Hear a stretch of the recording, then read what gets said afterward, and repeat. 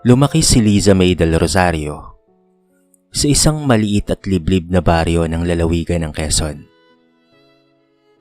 Isang lugar kung saan ang umaga ay sinasalubong ng tilaok ng manok at ang gabi pinapawi ng lampara. Ang bahay nila'y yari sa kahoy at yero. May mga siwang na dinaraanan ng hangin at ulan, ngunit puno ng pagmamahal at pangarap. Doon unang natutunan ni Liza ang halaga ng sipag, pagtitiis, at pag-asa. Ang kanyang ama na si Mang Noli ay isang magsasaka. Araw-araw itong bumabangon bago pa man sumikat ang araw upang magbungkal ng lupa. Ang kanyang ina namang si Aling Ruby ay naglalabas sa ilog para may panggastos sa pang-araw-araw nilang pangangailangan. Bata pa lamang si Liza ay katuwang na siya ng kanyang mga magulang. Nag-iigib ng tubig, nagluluto, at tumutulong sa bukid kapag walang pasok. Hindi man marangya ang buhay, ngunit puno naman ito ng pangarap. Pangarap ni Liza ang makapagtrabaho sa syudad. Sa kanyang isip, ang Maynila ay lugar ng oportunidad, kung saan ang sipag ay may katumbas na tagumpay. Kaya't matapos ang high school, nagpasa siyang subukan ng kapalaran. Bitbit ang maliit na bag, ilang perasong damit, at kaunting lakas ng loob, iniwan niya ang probinsyang kanyang kinalakihan. Ngunit iba ang Maynila sa kanyang mga inaasahan. Sa unang araw pa lamang ng kanyang paghahanap ng trabaho, ramdam na niya ang bigat ng mga matang mapanghusga. Ang kanyang simpleng pananamit at probinsyanang punto ay agad na napansin. May mga bulong-bulungan, may mga ngiting may halong panunuya. "Probinsyana?" naririnig niyang bulong ng ilan. Pinilit niyang ngumiti, pinilit niyang huwag magpaapekto, ngunit unti-unting kumirot ang kanyang dibdib. Nang makahanap siya ng trabaho bilang isang sales lady sa isang maliit na tindahan, inakala niyang doon matatapos ang lahat. Ngunit maging sa trabaho, naranasan niya ang pangmamaliit. Mga customer na hindi siya pinapansin. Mga kasamang minamaliit ang kanyang kakayahan. Madalas siyang magkamali. At bawat pagkakamali tila pinapalaki. Tila ba wala siyang karapatang matuto. Isang hapon, habang pauwi siya galing trabaho, doon niya unang nakilala si Adrian Monteclaro. Tinulungan siya nito nang muntikan na siyang masagasaan sa kalsada. May maayos itong pananamit, malinaw magsalita, at may kumpiyansang hindi niya kailanman nakita sa sarili. Ngumiti ito sa kanya. Isang ngiting nagbigay ng kakaibang init sa kanyang dibdib. Sa unang pagkakataon mula nang dumating siya sa Maynila, naramdaman ni Liza na may tumingin sa kanya hindi bilang isang probinsyana, hindi bilang mahirap, kung hindi bilang isang tao. Hindi niya alam na ang ngiting iyon ang magsisilbing simula ng isang kwentong puno ng sakit, pagsubok, at sa bandang huli, pagbangon. Sa lungsod na minsang dumurog sa kanyang pagkatao, doon din unti-unting huhubugin ng babaeng hindi na kailanman papayag na maliitin muli. Hindi inaasahan ni Liza May del Rosario na ang simpleng pagtatagpo nila ni Adrian Monteclaro ay mauuwi sa madalas na pag-uusap, hanggang sa maging bahagi ito ng kanyang araw-araw na buhay sa Maynila. Sa tuwing makikita niya si Adrian na naghihintay sa labas ng tindahan kung saan siya nagtatrabaho, may kung anong gumagaan sa bigat ng kanyang dibdib. Sa gitna ng pagod at pagmamaliit na araw-araw niyang dinaranas, si Adrian ang tila kanyang pahinga. Magaling magsalita si Adrian. May kumpiyansa, may pangarap, at may planong tila kayang-kayang abutin. Ikinuwento nito ang hangarin nitong umasenso sa buhay, makilala at mamuhay ng marangya balang araw. Tahimik lamang na nakikinig si Liza. Humahanga siya sa binata. Sa kanyang isip, sapat na ang maging bahagi ng pangarap ng taong tulad ni Adrian Naging magkasintahan sila makalipas ang ilang buwan. Sa una, ramdam ni Liza ang pag-aaruga. Hatid sundo, simpleng pagkain sa karinderya, at mga pangakong sabay tayong aasenso mahal. Ngunit unti-unti, may mga bagay na nagbago. Napansin niyang ayaw siyang isama ni Adrian sa mga pagtitipon ng mga kaibigan nito. Kapag tinatanong niya kung bakit, lagi itong merong palusot. Pagod, biglaan, o hindi raw bagay sa kanyang lugar. Sinimulan ni Liza ang tahimik na pagbabago sa sarili. Pinawasan niya ang kanyang puntos sa pananalita. Tinipid ang sarili para makabili ng mas maayos na damit. At pinagtiyagaan na matutunan ng mga bagay na akala niya ay magpapasaya kay Adrian. Sa bawat hakbang, unti-unti niyang nilunok ang sariling pagkatao. Isang araw, ipinakilala siya ni Adrian sa ina nitong si Victoria Monteclaro. Mula pa lamang sa unang tingin, dama na ni Liza ang malamig na pagtanggap sa kanya. Sinipat siya mula ulo hanggang paa. Tila sinusukat ang kanyang halaga. "Siya na ba yun, anak?" Malamig na tanong ni Victoria sa anak, na para bang wala siya roon. Tahimik namang ngumiti si Liza, kahit ramdam niyang lumiliit siya sa harapan ng babae. Tinawag siyang simple, walang dating, at hindi akma para sa mundo ng mga Monteclaro. Hindi umimik si Adrian, hindi siya ipinagtanggol. Doon unang pumasok sa isip ni Liza ang tanong na matagal na niyang iniiwasan. Mahal ba talaga siya? O mahal lang siya hanggat hindi siya sagabal? Sa kabila ng lahat, pinili pa rin ni Liza ang manatili. Iniisip niyang baka kulang pa ang kanyang ginagawa. Baka kailangan lang niyang magsikap pa. Hindi niya namalayan na sa bawat kompromisong ginagawa niya, mas lalo siyang nawawala sa kanyang sarili. At habang patuloy na umaangat ang mundo ni Adrian, unti-unti namang lumiliit ang mundo ni Liza. Umiikot na lamang sa pag-ibig na may kondisyon. Pag-asang balang araw ay magiging sapat rin siya. Hindi pa niya alam na ang pag-ibig na pilit niyang pinanghahawakan ay ang siyang magiging dahilan ng pinakamalaking pagbagsak ng kanyang buhay. Dumating ang mga araw na halos hindi na makilala ni Liza May del Rosario ang lalaking minahal niya. Ang dating si Adrian Monteclaro na laging may oras at pangako ay napalitan ng isang lalaking abala, malamig at palaging may dahilan. Madalas na hindi na siya tinatawagan at kung magkita man sila, ramdam ni Liza na parang sagabal na lamang siya sa buhay nito. Kasabay ng pag-angat ng karera ni Adrian ay ang tuluyang paglayo nito kay Liza. Na-promote si Adrian sa kumpanya. Napalapit sa mga taong may impluwensya at nagsimulang gumalaw sa mundong hindi nakasama si Liza.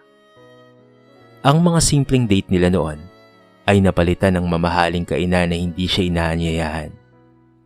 Kapag nagtatanong siya, laging sagot ni Adrian, "Hindi mo naman magugustuhan doon." Hindi nagtagal, napansin ni Liza na siya na lamang ang laging nagbibigay. Siya ang nakikinig sa problema ni Adrian. Siya ang nagpapalakas ng loob nito. At sa mga panahong kapos ito sa pera, siya pa ang nag-aabot. Kahit pa sa sarili niya, ay halos wala nang matira. Tinitiis niya ang lahat sa pag-asang balang araw ay magiging sapat rin siya. Isang gabi, pinatawag siya ni Adrian sa isang mamahaling coffee shop. Kinabahan si Liza, ngunit umasa. Akala niya ay may magandang balita itong ibabahagi. Sa halip, malamig na mga salita ang sumalubong sa kanya. "Liza, kailangan na nating mag-usap." Seryosong sabi ni Adrian.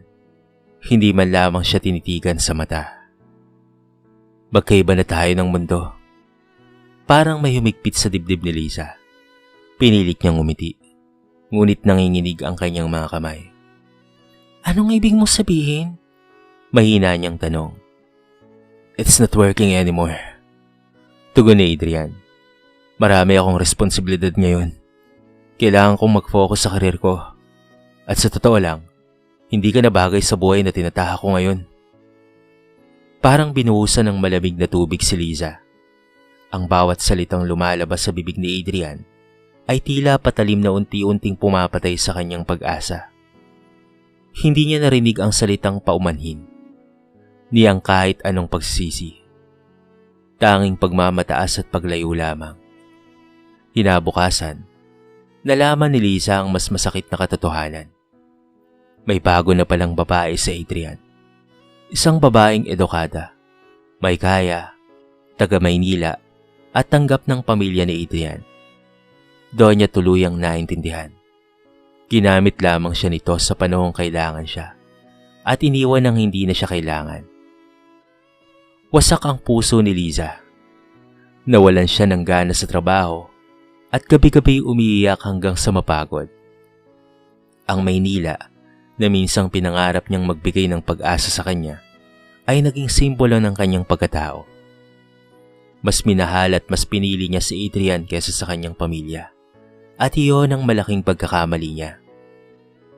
Wala na siyang lakas para lumaban pa, kaya isang umaga, bitbit ang parehong bag na dala niya noong una siyang dumating. Bumalik si Liza sa probinsya. Dala ang sugatang puso, basag na tiwala, at pangakong hindi na kailanman hayaang malitin muli ang kanyang pagkatao. Pagbalik nga niya sa probinsya, ay hindi siya sinalubong ng tanong, kung hindi ng yakap. Nang makita siya ni Mang Noli at Aling Ruby, agad nilang naramdaman ang bigat na pasa ng kanilang anak. Payat si Liza, maputla, at tila nawala ng ningning ang mga mata nito. Hindi na nila kailangan pang magtanong. Alam nilang nasaktan ang kanilang anak sa syudad na minsan niyang pinangarap. Sa mga unang araw, halos hindi lumalabas ng silid si Liza. Tahimik siyang umiiyak tuwing gabi, habang pinapakinggan ang huni ng kuliglig sa labas.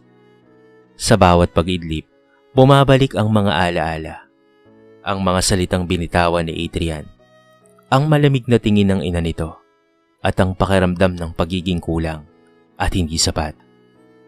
Paulit-ulit niyang tinatanong sa sarili kung saan siya nagkulang at kung saan siya nagkamali. Hindi ba siya naging sapat? Isang hapon, nadatnan siya ni Aling Ruby na nakaupo sa may bintana. Luhaan ngunit tahimik. Umupo ito sa tabi niya at maraang hinawakan ang kanyang kamay. Anak, Mahinang sabi ng ina. walang mali sa'yo anak, hindi ka kulang. Sadyang hindi lang marunong makontento ang taong nanakit sa'yo. Walang sermon, walang sisi. Pawang tanging katotohanan na matagal nang dapat na narinig ni Liza. Sa mga sumunod na araw, muling sinamahan ni Liza ang ama sa bukid. Habang nagbubungkal ng lupa si Mang Noli, napagtanto niya na tulad ng lupa, kailangan munang araruhin at sugatan bago mamunga. Unti-unting napalitan ng luha ng pagninilay at ang sakit ng desisyon. Hindi niya hayaang manatili siyang wasak. Isang gabi, habang naglalabas si Aling Ruby sa labas ng kanilang bahay, lumapit si Liza at tahimik na nagsabi, Nay, babalik po ako sa Maynila. Nagulat ang ina, ngunit nakita nito ang kakaibang ningning sa mga mata ng anak. Hindi na ito luha, kung hindi determinasyon. Pagbalik niya sa syudad, hindi na si Liza ang dating mahiyain na takot. Doon niya nakilala si Maya Santos, isang masayahing babae na kasamahan niya sa trabaho sa isang maliit na coffee shop. Si Maya ang unang naniwala sa kanya. Pinuri ang kanyang sipag at hinikayat siyang mag-ipon at magplano para sa sarili. Sinimulan ni Liza ang mahigpit na pagtitipid. Nag-aral siya sa pamamagitan ng pagbabasa at panonood ng mga libreng seminar online. Sa bawat gabing pagod, inuulit niya sa sarili ang pangakong binitawan niya sa probinsya. Nababangon siya, hindi para magiganti, kung hindi para patunayan ang sarili. Sa gitna ng lungsod na minsang dumurog sa kanya, unti-unting binuo ni Liza ang isang babaeng mas matatag, mas buo, at handa ng lumaban para sa sariling kinabukasan. Hindi naging madali ang bagong simula ni Liza. Araw-araw, sinasalubong siya ng pagod at pangamba. Pangamba na baka muling mabigo, na baka hindi pa rin sapat ang kanyang kakayahan. Ngunit sa pagkakataong ito, may malinaw na siyang layunin. Iahon ang sarili at ang kanyang pamilya mula sa kahirapan. Hindi para patunayan ang sarili sa iba, kung hindi para sa sariling dignidad. Sa tulong ni Maya Santos, sinimulan ni Liza ang maliit na negosyo ng lutong bahay na ulam. Sa umaga, nagtatrabaho siya sa coffee shop. Sa gabi, nagluluto at nagbabalot ng mga order. Sa una ay kakaunti lamang ang bumibili. Mga kaibigan ni Maya at ilang mga kapitbahay. May mga araw na lugi. May mga gabing halos hindi na siya makabangon sa pagod. Ngunit sa bawat kabiguang iyon, mas tumitibay ang kanyang loob. Dumating ang panahon at unti-unting dumami ang kanyang suki. Naging kilala ang luto ni Liza. Simple ngunit puno ng lasa. Parang buhay na kanyang pinanggalingan. Nagkaroon siya ng lakas ng loob na magbukas ng online page para sa kanyang negosyo. Dito niya mas lalong natutunan ang disiplina, tamang pamamahala ng pera at pakikitungo sa mga customer.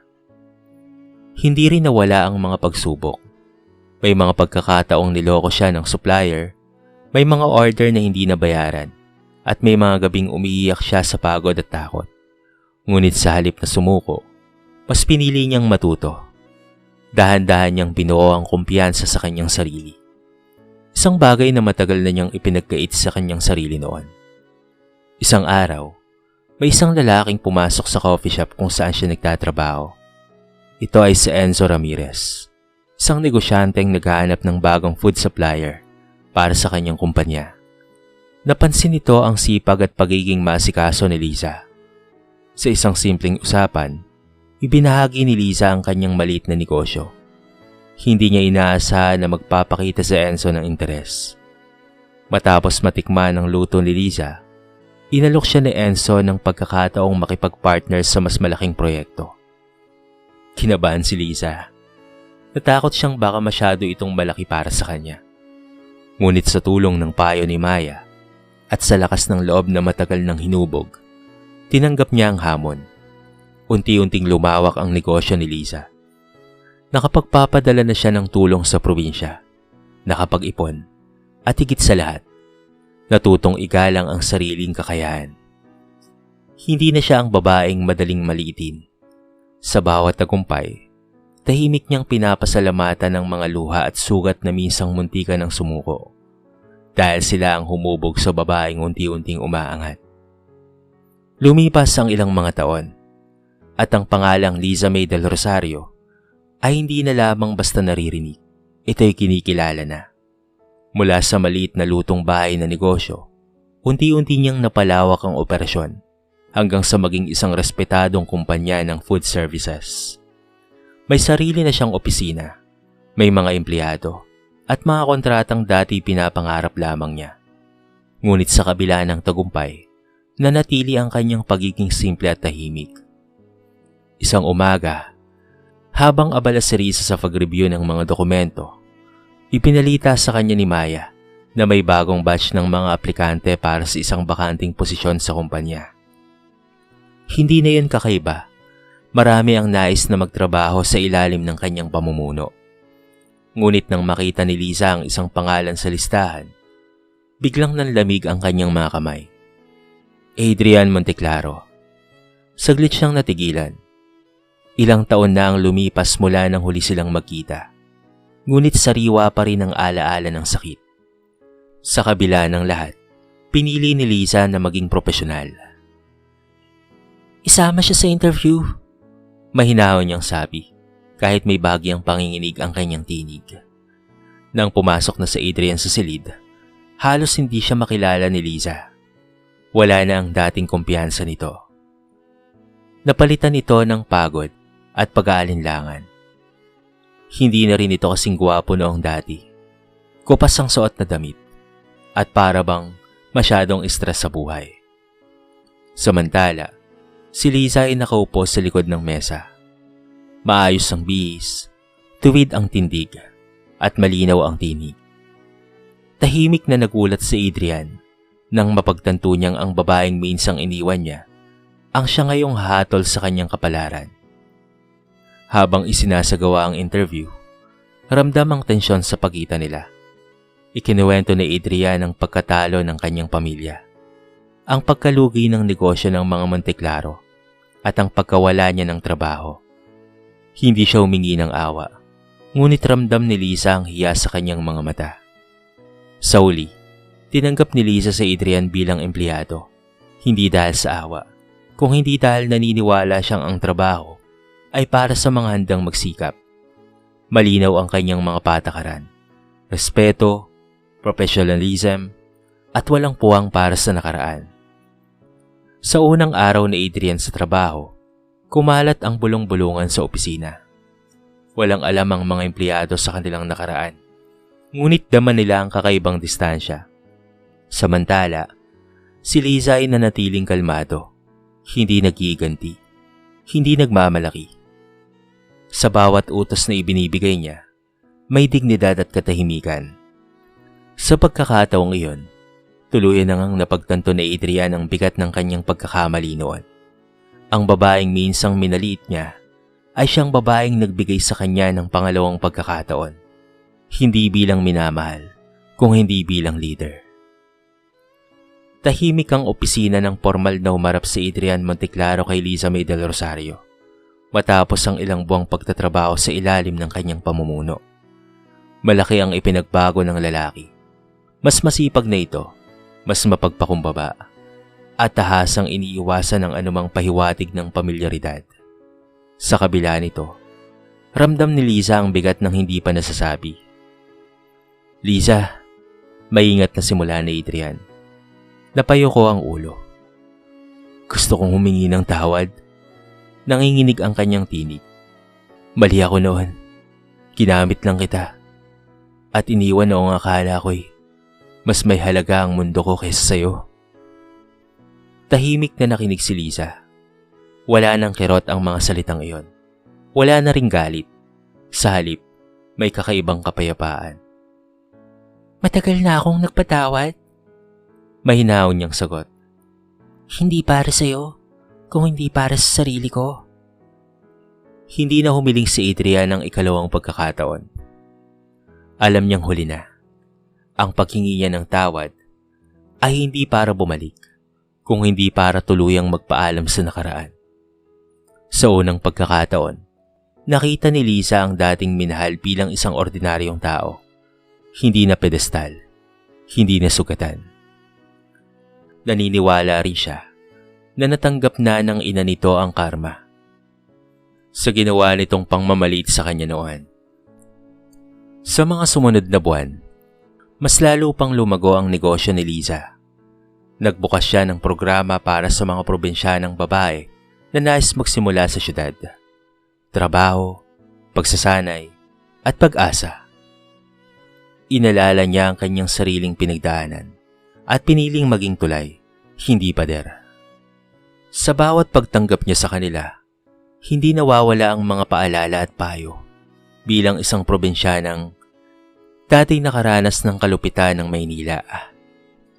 Isang araw bumalik siya sa probinsya na may dalang mga plano para sa komunidad. Tinulungan niya si Mang Noli at Aling Ruby. Hindi lamang sa pananalapi, kung hindi sa dignidad.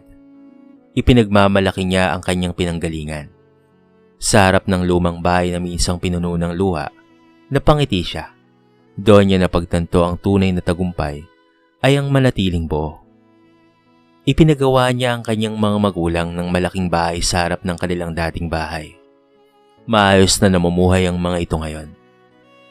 Patuloy pa rin sa pagsasaka ang kanyang ama. Pero ito ay libangan na lamang. Masayang-masaya naman ang kanyang ina sa kanyang narating sa buhay. Sa isang pagtitipon ng mga negosyante, pinanggit ang kanyang pangalan bilang isang inspirasyon.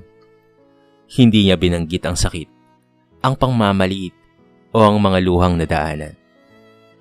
Ang ibinahagi niya ay ang aral ng kanyang buhay.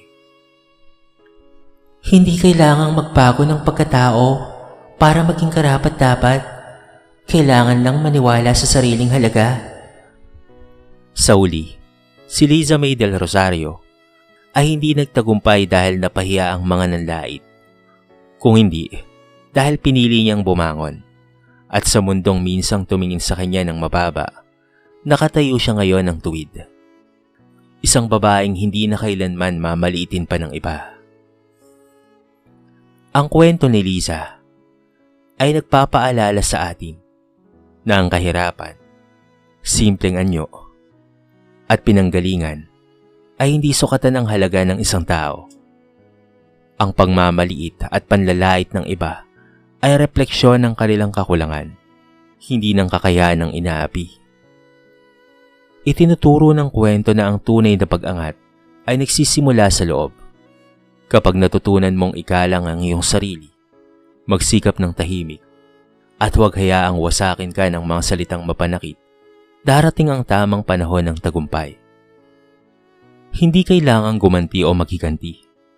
Sapat na ang patunay ng isang buhay na maayos at marangal. Higit sa lahat, ang aral ng kwentong ito ay ang mga minamaliit ngayon ay maaaring maging inspirasyon bukas. At kapag dumating ang tagumpay, ang pinakamagandang tagumpay ay ang manatiling mapagpakumbaba, may puso, at hindi nagiganti. Dito na po nagtatapos ang ating maiksing kwento sa araw na ito. Sana po ay nagustuhan nyo. At sana po ay kinapulutan nyo ng maraming aral. Kayo mga kabarangay, ano po ang masasabi nyo sa ating kwento? I-comment nyo naman po sa baba ang inyong mga reaksyon at babasahin natin ang lahat ng yan. I-comment nyo na rin kung taga saan kayo para naman malaman ko kung hanggang saan nakaabot ang video na ito. Paki-like and share na rin po ang ating kwento para mapakinggan rin ng iba. At kung bago ka pa lamang sa ating channel, baka naman pwedeng pakihit ang subscribe button at bell notification button para palagi kang updated sa mga bago nating upload na katulad nito. So paano mga kabarangay? Hanggang sa muli, thank you so much and peace out!